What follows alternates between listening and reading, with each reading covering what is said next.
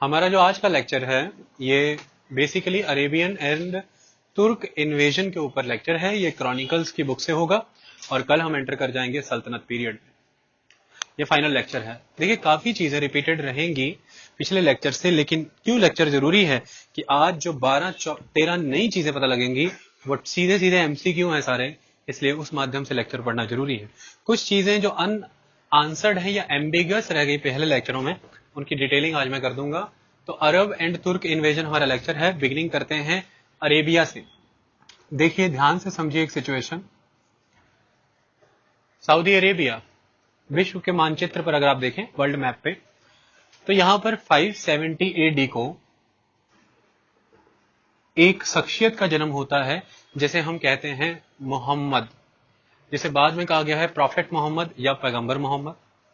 जब पैगंबर मोहम्मद का जन्म हुआ था तो अरेबिया कुछ इस तरह की रिलीजियस कंडीशन में था कि वहां पर different different local tribal God की पूजा होती थी, यानी कि आइडल वर्शिप, इमेज वर्शिप बहुत स्ट्रांग थी, जिसकी वजह से सभी अपना अपना एक गॉड बना करके अपने आप को काफी सारी ट्राइब्स में डिवाइड कर चुके थे और ट्राइबल राइवलरी काफी स्ट्रांग थी। ये चीजें ऑब्जर्व किया करते थे पैगंबर मोहम्मद शुरू से, और पैगंबर मोहम्मद इन्हीं ट्राइब्स में से जिस ट्राइब में पले बड़े हुए जन्मे उस ट्राइब का नाम था कुरैशी ट्राइब, और कुरैशी ट्राइब को ही जिम्मेदारी मिली हुई थी काबा वाले गॉड, काबा वाले श्राइन को मैनेज करने की। जहां पर इतने सारे गॉड थे उनमें से एक गॉड अल्लाह भी था, जिसकी इमेज नहीं थी, जिसकी आइडल नहीं थी। तो इन गॉड्स में से अपना मैसेज कन्वे करने के लिए प्रॉफिट मोहम्मद को एक गॉड चुनना था, तो उन्होंने अल्लाह चुना। तो अल्लाह नाम का ये गॉड ये काबा श्राइन से जुड़ा हुआ था। काबा बहुत पुराना श्राइन है, पैगंबर मोहम्मद से लिंक नहीं है, बहुत पुराना है। काबा मने क्यूब, तो क्यूब की फॉर्म में बना हुआ है, और वहां पर दरगाह, वहां पर क्या कह सकते हैं आप, दरगाह है हगर की। हगर वाइफ हुआ करती थी। ये कहानियां पुरानी हैं, फिर आने वाले दिनों में कभी समझाएंगे। तो काबा श्राइन की कस्टडी इनके पास हुआ करती थी। बचपन में ही इनका जीवन बड़ी कठिनाइयों से बीता।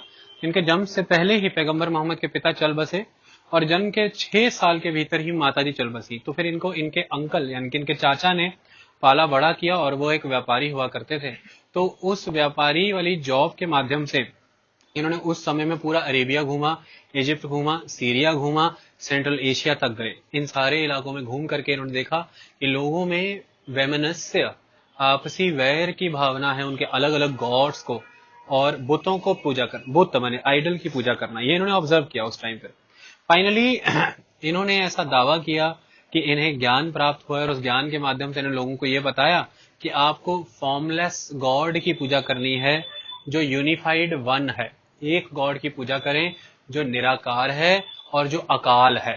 तो अकाल पुरख निराकार वो है आपका एक्चुअल गॉड, और वो है अल्लाह। तो अल्लाह की बंदगी की जाए।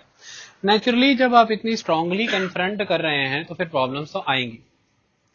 जब ये अपनी निजी जिंदगी में आगे बढ़ रहे थे तो 25 साल की उम्र में इनको जॉब मिली एक घोड़े के अस्तबल में, और वहां पर जॉब करते हुए जो वो विधवा थी, वो विडो थी, जिसका वो बिजनेस था, उसका नाम था खदीजा। और खदीजा नाम की इस विडो के अंडर काम करते हुए इन्होंने इतना जबरदस्त लॉयल्टी, ऑनेस्टी से काम किया कि वो इन पर फिदा हो चुकी थी। उनकी खुद की उम्र 40 बरस थी। उन्होंने मैरिज का प्रपोजल किया, उन्होंने प्रपोज किया, और पैगंबर मोहम्मद ने, क्योंकि उस टाइम पर स्ट्रेटेजिकली इंपॉर्टेंट था स्ट्रॉन्ग फाइनेंशियल रिसोर्सेज, अपना मैसेज लोगों तक कन्वे करने के लिए उन्होंने खदीजा से विवाह किया और बेअंत संतान उत्पन्न की, बच्चे पैदा किए, जिनमें से एक संतान फातिमा बीवी है। और फातिमा बीवी का ही आगे जाकर के अली से विवाह होगा, और ये अली चौथा खलीफा है, याद रखना। तो फातिमा इनकी बीवी थी, पैगंबर मोहम्मद, फातिमा इनकी बेटी थी, जो इनकी बेटी उत्पन्न हुई खदीजा से, और यही जो फातिमा है आगे आकर के अली से विवाह करेगी। अली जवाई बनेगा पैगंबर का, और ये अली ही है जो चौथा पैगंबर है। और आगे अली के वंशज जो हैं, जो लोग उनको अगले खलीफा मानते हैं वो शिया हो जाएंगे, और जो लोग ये कहते हैं कि जो पैगंबर के साथ हैं, जो इलेक्टेड प्रोसीजर के थ्रू चुने जाते हैं, उनको खलीफा माना जाए, वो सुन्नी है। तो जो पहले 4 खलीफों को खलीफा मानते हैं वो सुन्नी, जो 4 के बाद अली के वंशजों को भी खलीफा मानते हैं, 12 इमाम, वो शिया। तो शिया सुन्नी सेक्ट यहां से क्रिएट होगा इस्लाम का। कहानी को रोक देते हैं। पैगंबर मोहम्मद के द्वारा जब उस समय में वहां पे एग्जिस्टेंट रिलीजन्स के अगेंस्ट बोला गया, जब उन बुतों को महाभूत बोला गया, माबूतों, आज अगर आप मक्का की यात्रा करें तो वहां पे एक रिचुअल है, आपको माबूतों को पत्थर मारने होते हैं, पत्थर मारे जाते हैं। तो मतलब वो जो आइडल्स हैं उनको पत्थर मारे जा रहे थे। माबूत माने महाभूत, पूत कहा जाता है, आइडल को इस्लाम में पूत कहा जाता है। तो माबूतों को पत्थर मारे जाते हैं कि माबूतों की पूजा नहीं करनी है, ये कंसेप्ट है। पैगंबर मोहम्मद की बहुत खिलाफत हुई, सभी ट्राइब्स ने खुद को एकजुट किया, इनकी खिलाफत करनी शुरू की। तो इन्हें पत्थर मार के, धक्के मार के मक्का से निकाला गया और ये हथरेब की तरफ गए। हथरेब जल से भरा तालाब हुआ करता था मदीना। तो 22 जुलाई 1922 पैगंबर मोहम्मद की पत्थरों से भरी, यातनाओं से भरी यह यात्रा मक्का से मदीने की बिगिनिंग है हिज्र दौर की, और यहीं से पीरियड शुरू होता है हिजरी पीरियड। तो 22 जुलाई 622 से 1922 तो नहीं कह दिया था मैंने, 1922 करेक्ट करो यार।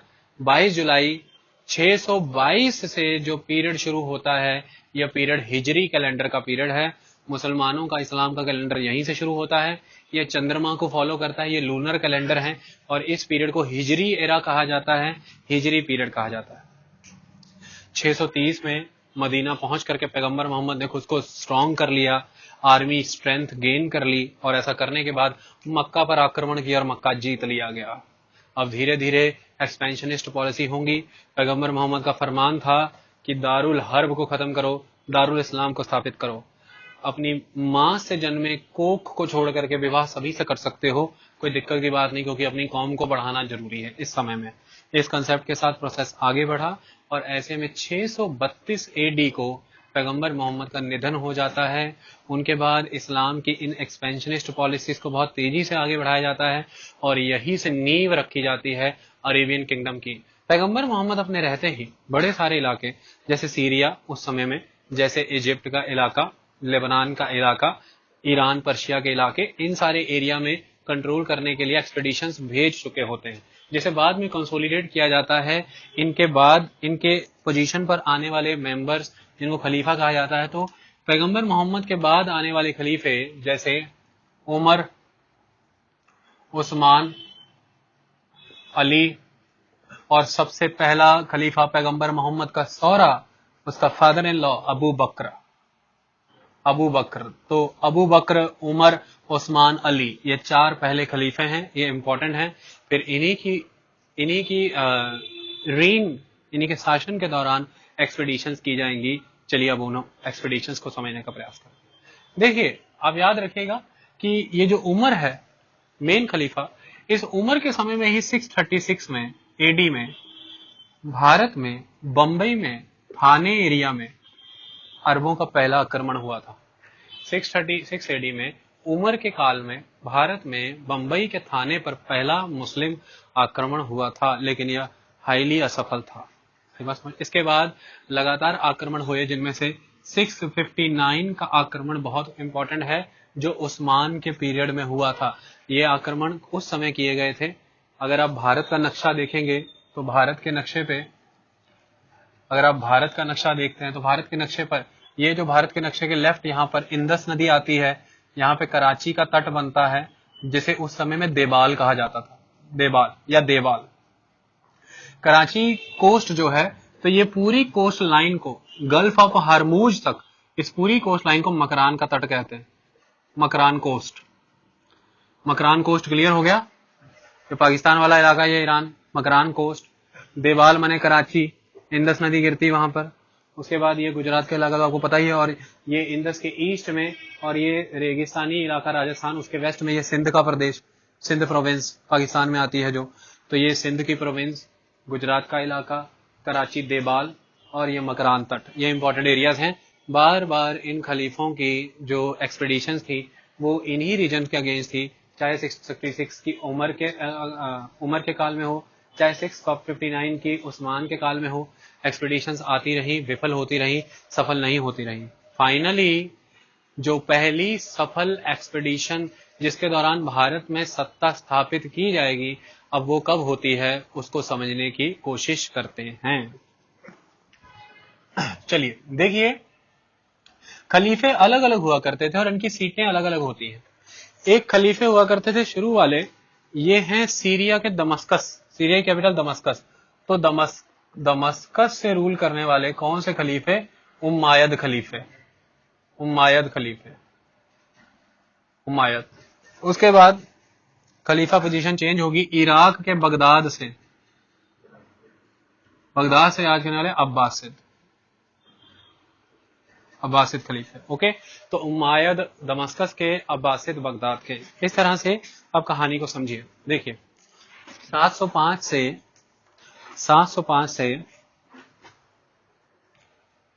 714 एडी तक उम्मायद खलीफा हुआ करता था, वालिद। 705 से 714 उम्मायद खलीफा वालिद। 705 उम्मायद खलीफा वालिद के समय में ही इराक का राजा, इराक का राजा हुआ करता था अल-हिजाज। अल-हिजाज, राजा में फर्क समझो और खलीफे में फर्क समझो। खलीफा पूरा एम्पायर का खलीफा है और राजा उसके अंदर आने वाली छोटी छोटी किंग प्रोविंसेस।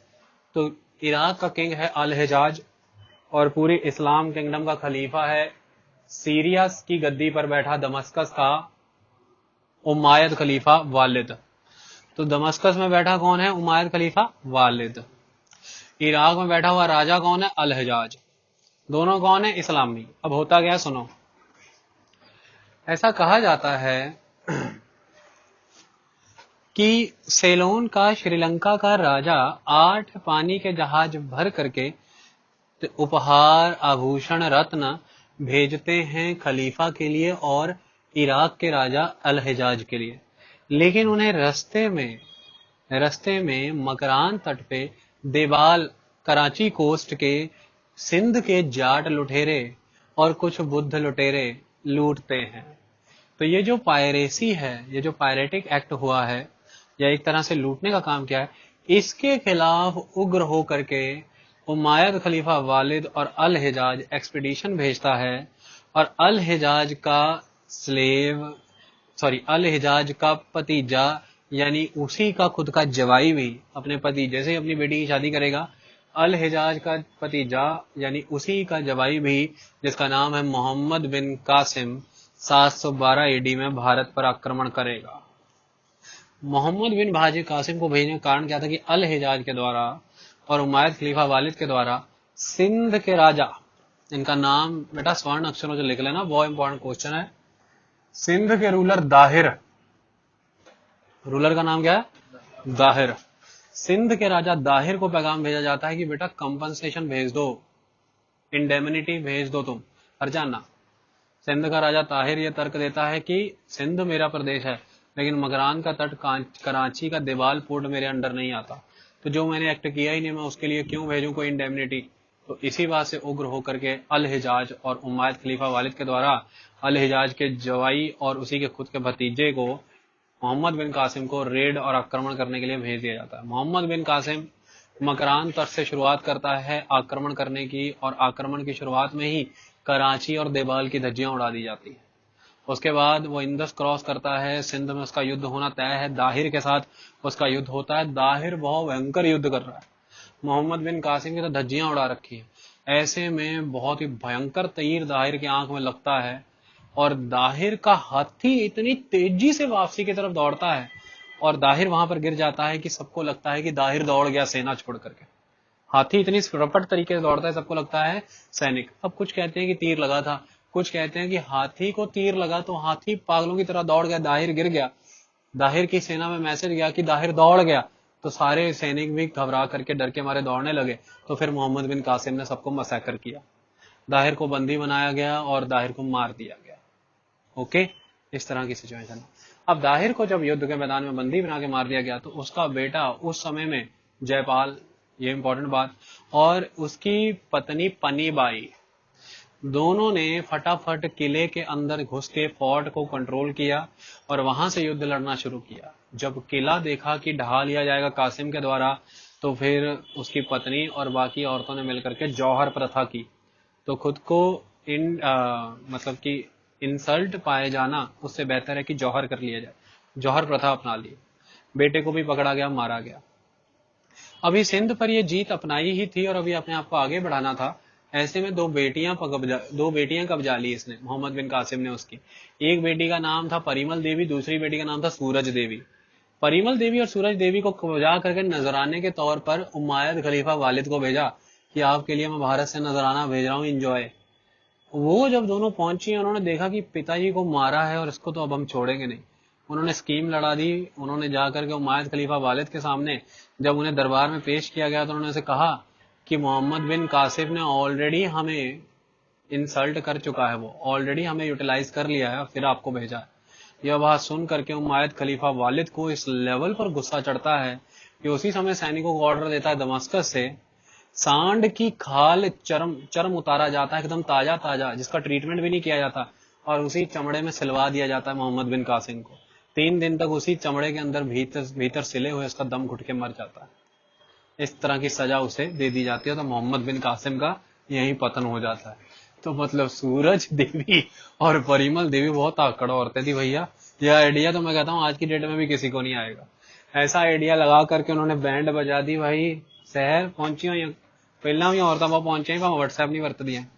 तो कुल मिलाकर इस तरह से मोहम्मद कासिम का अंत हुआ। अब इसको समझे तो समझे कैसे, क्या है ये, इसके कुछ कारण समझो कि मोहम्मद बिन कासिम का यह जो आक्रमण हुआ सिंध का, इस आक्रमण के प्रभाव क्या हुए इसको समझने का प्रयास करो। देखो, मोहम्मद बिन कासिम के इस आक्रमण का प्रभाव यह हुआ कि बेअंत पैमाने पर यहाँ पर जो मंदिर हुआ करते थे उन सभी मंदिरों को रियून कर दिया गया, तबाह कर दिया गया, और यहाँ पर इमारतें खड़ी की गई, मॉस्क्यू, मस्जिदें और मुसलमानों की बिल्डिंग्स। सेकंड, इसका प्रभाव यह हुआ कि बड़े पैमाने पर हिंदुओं को मारा गया, बुद्धों को मैसेकर किया गया, पंडितों को मैसेकर किया गया। लेकिन यह सब कुछ शुरुआत में हुआ। एक बार जब रूल स्टेबल हो गया और स्टेब्लिश हो गया, उसके बाद काफी टॉलरेंस की पॉलिसी इस्तेमाल की गई। सिंध, आप हैरान हो जाएंगे, सिंध 200 साल तक अरबों के अधीन रहा है, 200 ईयर तक। लेकिन सिंध कभी भी अरबों ने डायरेक्टली रूल नहीं किया है। एक तरह से सिंध उनकी सामंतवादी प्रोविंस बन चुकी थी। सिंध को भारतीय एडमिनिस्ट्रेशन और भारतीय सामंतों के अधीन देकर के दमस्कस से राज किया जाने लगा, सीरिया से ही राज किया जाने लगा। इसके तहत इंडियन एडमिनिस्ट्रेटिव सिस्टम, अब ये स्टेटमेंट्स एमसीक्यू की, Indian administrative system, Indian culture और इंडियन हिंदुइज्ड सोसाइटी को आगे फ्लरिश करने दिया गया, उसे रोका नहीं गया, क्योंकि बाद में अरबी टॉलरेंट हो चुके थे। यहाँ के लोकल ऑफिसर्स को रिक्रूट करके इन्हीं सामंतों के माध्यम से इन्हीं की पद्धतियां, इन्हीं का टैक्स, इन्हीं का रिवाज, हर चीज की लिबर्टी इन्हीं दे करके, सिर्फ 2 शर्तें कि एक तो आपको हमें पे करना है लैंड टैक्स और दूसरा जजिया जो कि रिलीजन टैक्स है। और इन्हें कहा जाता था जिम्मी, क्योंकि ये नॉन इस्लामिस्ट थे। इस कंडीशन के बेसिस पर उन्हें हर तरह की ऑटोनॉमी प्रोवाइड की गई और इस माध्यम से 200 साल तक सिंध अधीन रहा है अरबों के। मोहम्मद बिन कासिम तो उसी समय लुढ़क गया। प्रभाव, कॉन्सिक्वेंसेस ये निकले कि मोहम्मद बिन कासिम के इन आक्रमणों से यह सिद्ध हो गया कि जो सिंध हुआ करता, जो भारत है उस समय में, यहाँ पर आपसी एकजुटता नहीं है। राजा आपस में एक दूसरे के साथ मिलकर के युद्ध नहीं करते, पहली बात। दूसरा, सेकंड एस्पेक्ट यहाँ से ये हुआ कि बड़े पैमाने पर मुसलमानों का प्रचार हुआ और मुसलमान कन्वर्ट भी किए गए। तो कुछ राइटर ऐसा भी कहते हैं कि सिंध फतेह जो की है अरब मोहम्मद बिन कासिम ने, उसका लाभ केवल इतना ही हुआ है कि कुछ हजार मुसलमान लोग बने हैं, क्योंकि ये क्रेडिट जो भारत में मुसलमान बनाने का, ये इसके पहले के आए हुए ट्रेडर और इसके पहले के आए हुए प्रीचर्स को चला जाता है कि वो ट्रेडर और प्रीचर ने पहले ही लोगों ने में इस्लाम का प्रचार कर दिया था और लोगों को कन्वर्ट करना शुरू कर दिया था।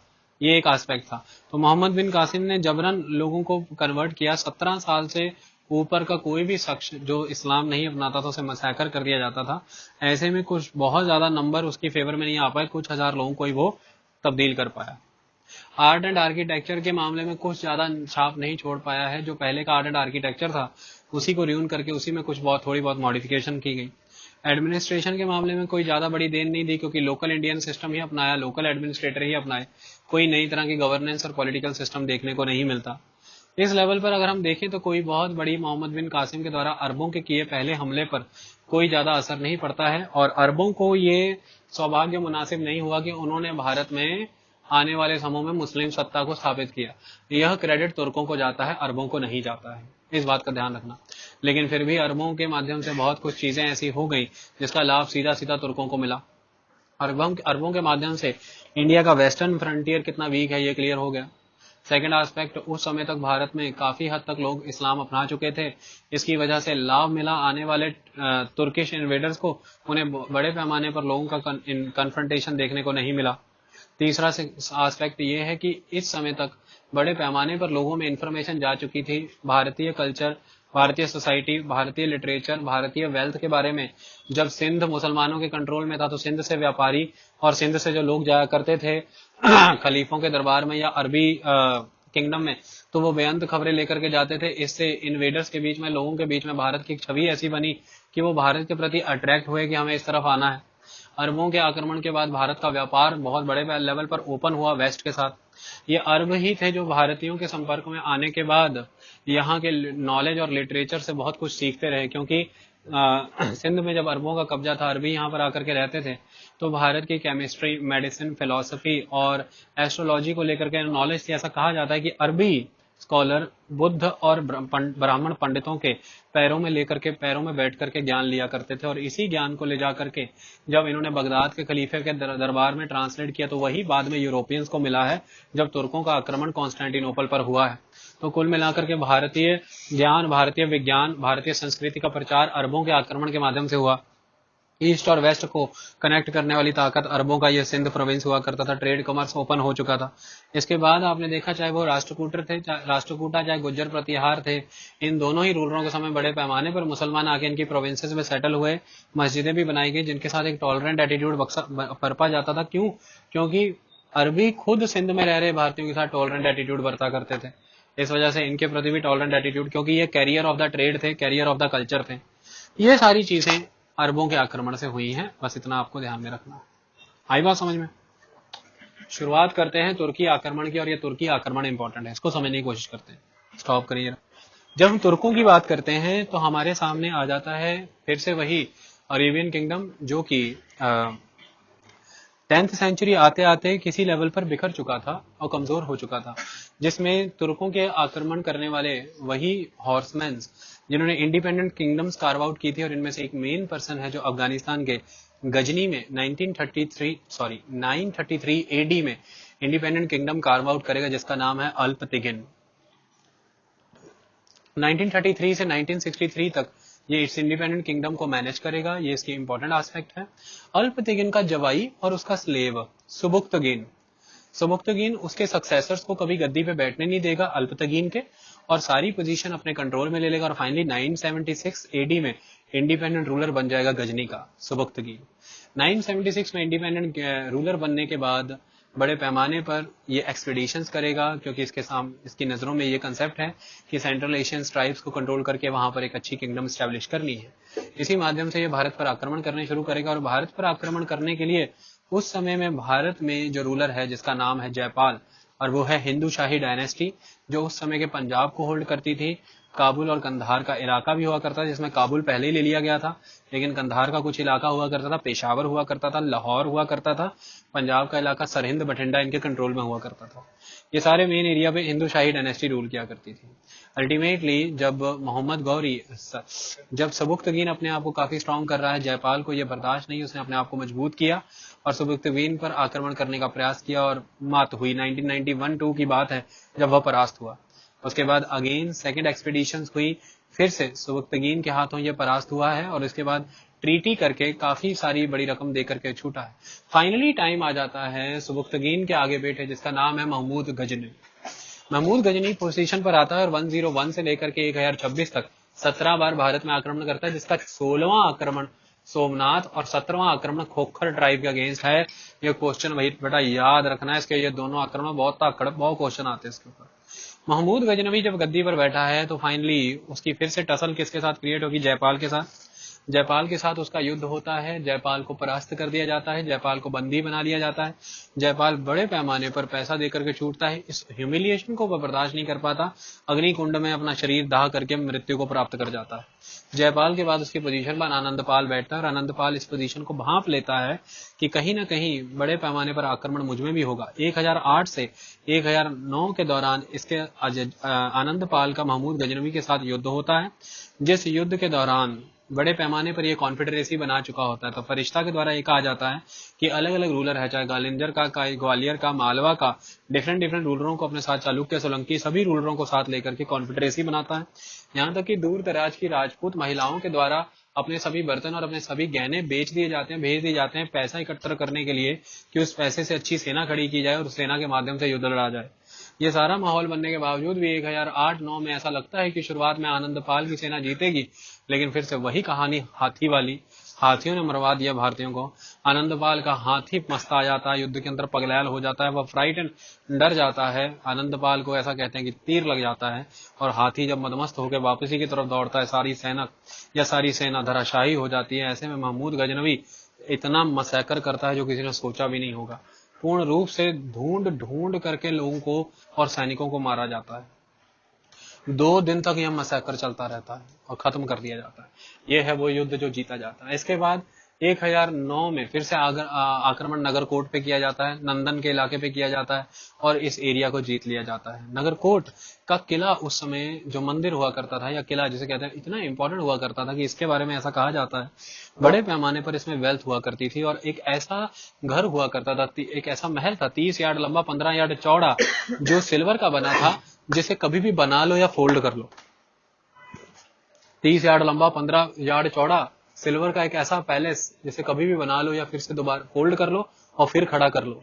एक इस तरह की बनतर उसकी हुआ करती थी। इस तरह से सोने चांदी के लुप्त में ये वहां पर भी जाकर के घुसा, जिसने वहां पर भी आक्रमण किया। इस नगरकोट को कांगड़ा से, हिमाचल के कांगड़ा से कंफ्यूज किया है, जबकि बाद की